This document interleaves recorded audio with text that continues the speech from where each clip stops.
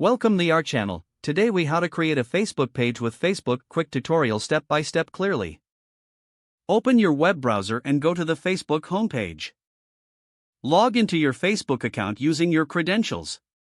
Once logged in, look for the Pages section on the left sidebar. Click on Pages to navigate to the Pages section. On the top right, click on the Create New Page button. You will see two fields, page name and category. Enter a name for your page in the page name field. Choose a relevant category that best fits your page from the drop-down menu. Once you select a category, additional options may appear. Fill in the optional fields like a description for your page. You can also add a profile picture and cover photo. To upload, click on the designated area and select photos from your device. Once you've added images, click Save to proceed. You will be redirected to your new page. Here, you can customize your page further by adding more information. Look for the About section to add details like your website or contact info.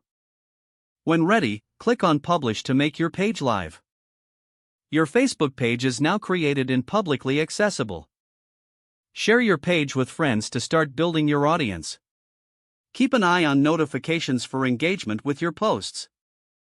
Regularly update your page with quality content to keep your audience engaged. If the page does not load, refresh the browser or try again in a private or incognito window.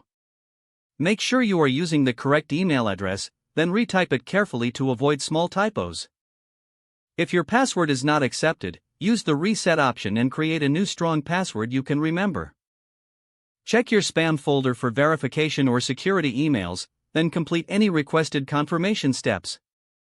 Enable two-factor authentication if available to improve account security and reduce unauthorized access risk.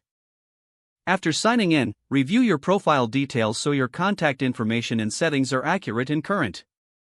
If you see an error message, note it down and try again after restarting your device and internet connection. Log out when you finish, especially on shared devices, to keep your account and payment information secure. Don't forget to like this video and subscribe to our channel for more step-by-step tech guides.